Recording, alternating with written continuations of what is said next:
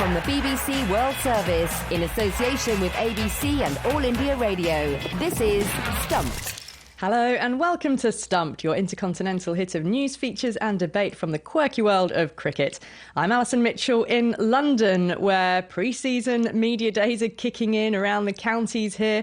The season is only just around the corner. All the newspapers and magazines have got their usual tips of who to watch and who's hot and who's not. And pictures on social media are springing up of new cricket kits being unveiled as well. Go and check out Yorkshire's, the great county of Yorkshire. The Yorkshire Rose has gone a little bit OTT, very floral. But it's a much more optimistic time in the UK as we start to come out of lockdown. Jim Maxwell, not in Sydney, up the Central Coast, about an hour and a half from Sydney, to a place called Kilcare for Easter. And the cricket season lingers on until April, because we've got one-day competition, the Sheffield Shield, and, of course, across the ditch in New Zealand, Australian women are doing pretty well, but they're entertaining everybody. So the cricket season ain't over yet, folks, even though a lot of our better players have gone off to India for something called the IPL, Charu. Yeah, hello everybody. This is Sharma on behalf of All India Radio, and I couldn't be further away from the coast because I'm up in the foothills of the Himalayas in my cottage, and it's all just beautiful here. And I'm glad that we got Wi-Fi in the middle of absolutely nowhere. But as you know, cricket-wise, India's still basking after their performances against England, and of course, everybody, even in the hills here where there's not very much cricket, is looking forward to what's going to happen next week onwards. Indeed. I tell you what, it doesn't look like a cottage to me, Charu. I'm waiting for the invitation, a Stumped special from the Himalayas. That's next on Everybody the agenda. is invited. I've no doubt that we'll have a Stumped special here soon. Producers listening, of course. Thank you. Well, look, we will chat about the IPL throughout the programme as well. But let's just start by looking back at India's series against England, where it was the home side who once again came out on top in the ODIs. So not only did India win the Test and T20 series, but they completed the clean sweep of formats after a 7-run win in the ODI series decider, and that despite a career-best 95 off 83 balls from England's Sam Curran, which was highly entertaining to watch. Now, Charu, there were a lot of standout performances, weren't there, from India during the whole tour? I mean, you think Ashwin in the Test series and Bhuvneshwar Kumar played so well when he returned from injury in the ODIs. So what of those performances, and who else stood out for you?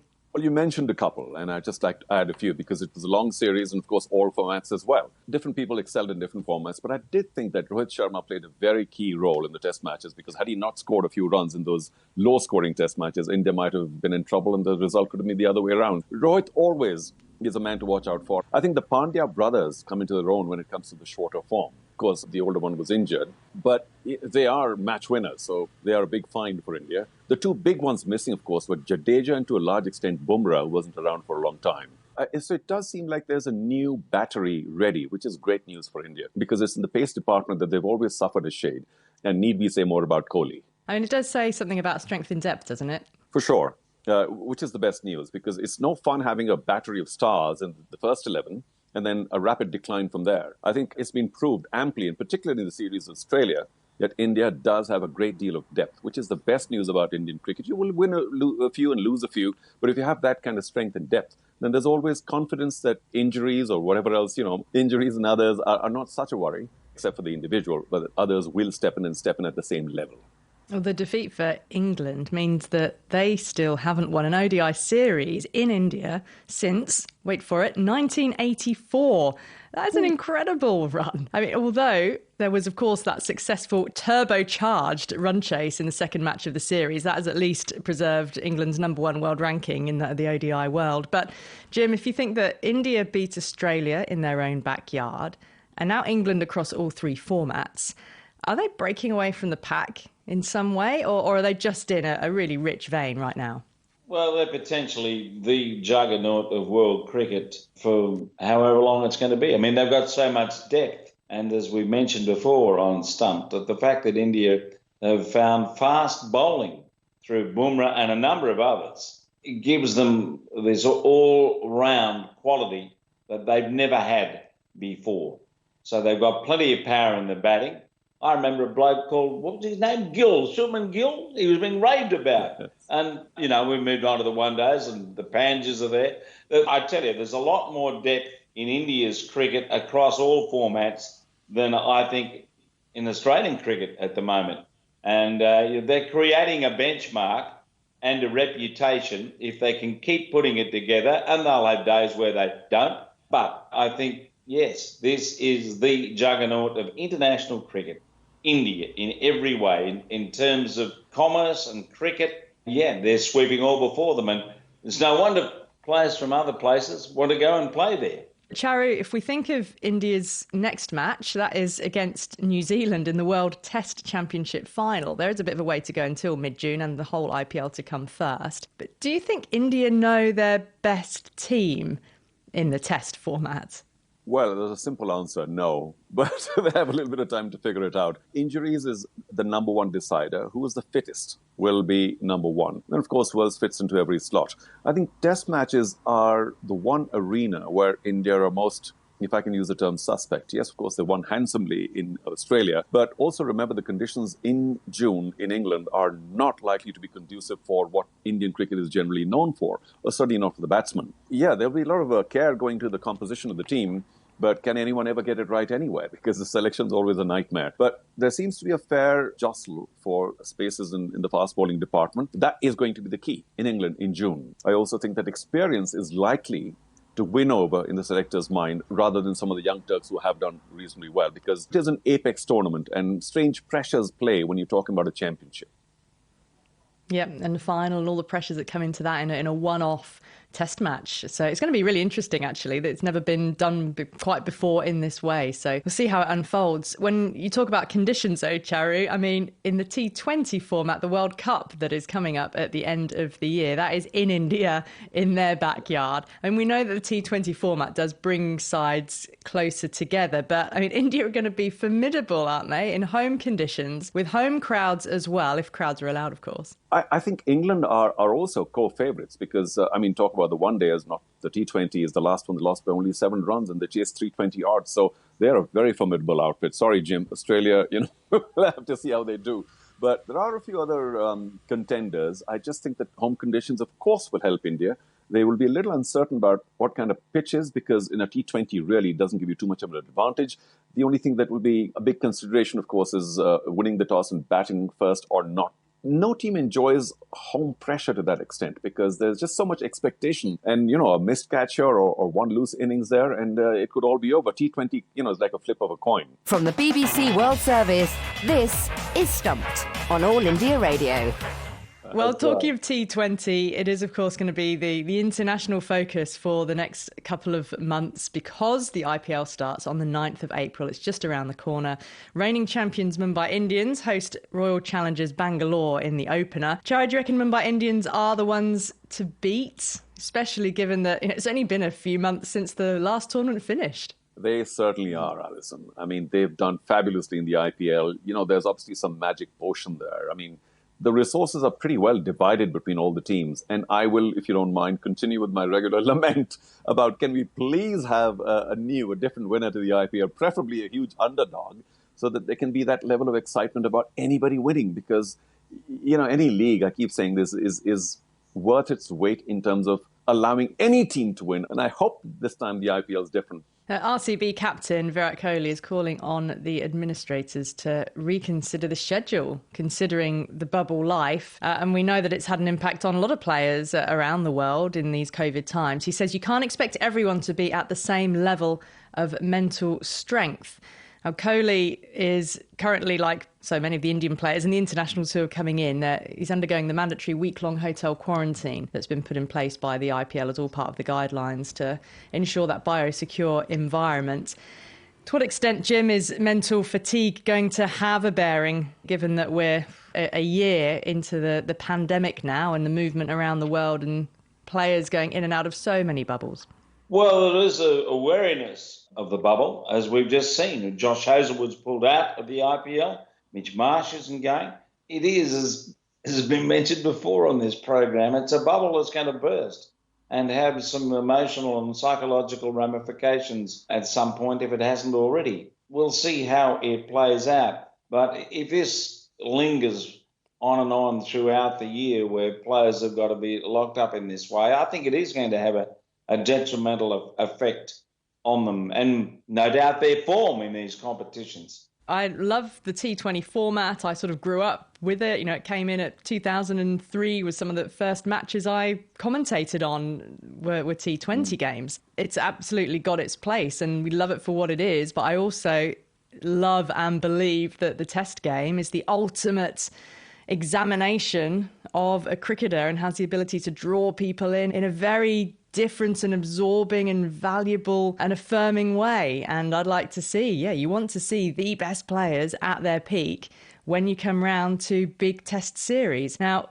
talking of scheduling, there's a clash between the IPL and the start of the England Test summer. And England players have been given leave to miss the tests against New Zealand if they're in teams that reach the latter stages of the IPL.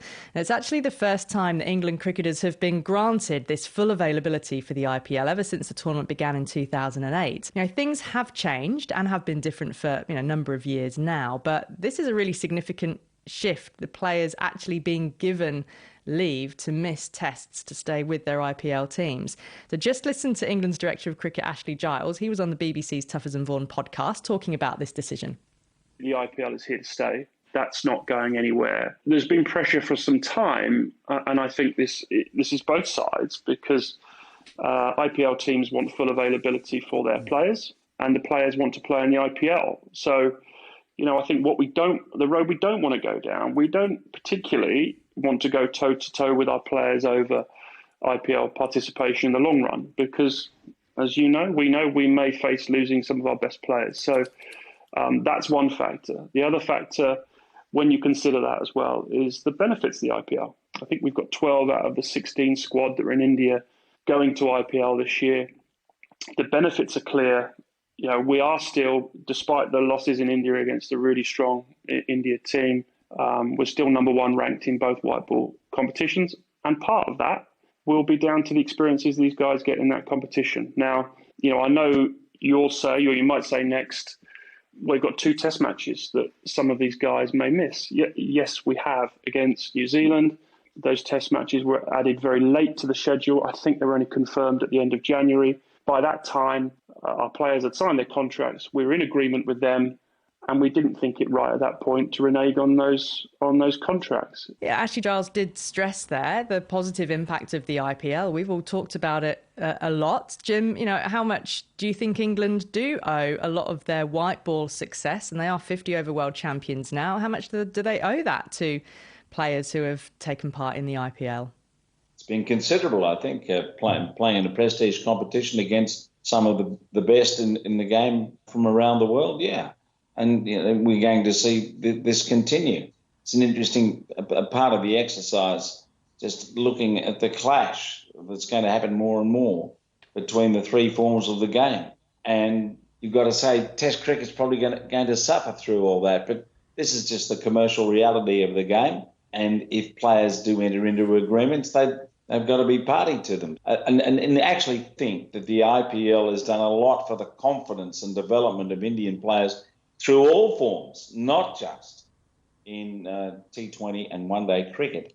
I mean, Owen Morgan has obviously played a huge part in leading England's white ball resurgence, and he was influenced a lot by Brendan McCullum and the New Zealand side that England played in 2015. They took on a lot of the way they played, and that sort of really kick-started England's progress. But undoubtedly, when you think of those key players for England who have played in the IPL, your Ben Stokes, your Joss Butlers, and is how much they all learn from each other and excel and then bring that back to their international teams. The IPL success is very important to cricket in a professional sense, because it's leading the way commercially.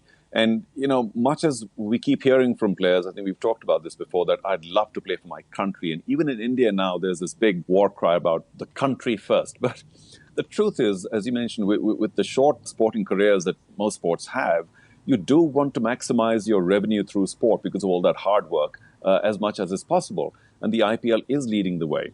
And India, of course, create a very clear window for the IPL, but I have no doubt that other countries will start following suit if the better players of that country are contracted.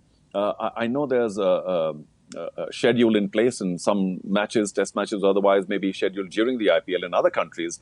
But if the bigger players feel that their primary revenue is coming through the IPL, then this is a clash that no country is going to be happy with. I think there's a certain amount of professional pride, even though it's in the T20 arena, because there is no free lunch in the IPL. Every single match is very tough and very hotly contested. So the level is consistently very high. And maybe that is one of the reasons that the level of cricket itself throughout the world, particularly those who play in the IPL, you mentioned the Indian players, Alison, but global players as well, come to the IPL because they know they can hone their skills further, playing against the very best every single match. So the IPL, therefore, whether we like it or not, has a lot going for it. It's just that, is it possible for other countries to follow suit? Because then it's all going to be T20. We've talked about that on Stumped as well. And where will the rest of cricket go? Because if these leading gladiators are going to be saying, well, I'm going to maximize my revenue and my playing time, then they will possibly go the T20 league way rather than representing the countries in whichever other form of cricket they're chosen.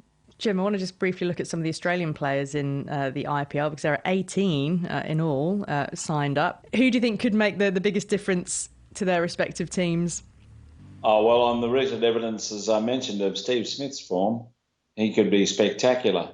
You know, it's all a bit fluky with T20 cricket, but you get in a vein of form. Obviously, not just Smith, but Maxwell, Warner, Pat Cummins bowling. It's interesting to look at that group of Australian players, to think that the captain of the Australian one-day and T20 side is not playing there, Aaron Finch. And yet he might be the prime mover when it comes to the events that are taking place later in the year. So even though Australia has got a huge squad there, perhaps one of their better players on his best form is not participating. But that's the quirkiness of the auction system and everything else. Well, that's all we've got time for here on Stumped on All India Radio. You can follow us throughout the week on Twitter. We're at BBCWS Sport. Use the hashtag BBC Stumped. Thanks to my co-hosts Charu Sharma and Jim Maxwell, and of course to you for listening. We'll see you again next week. Bye-bye.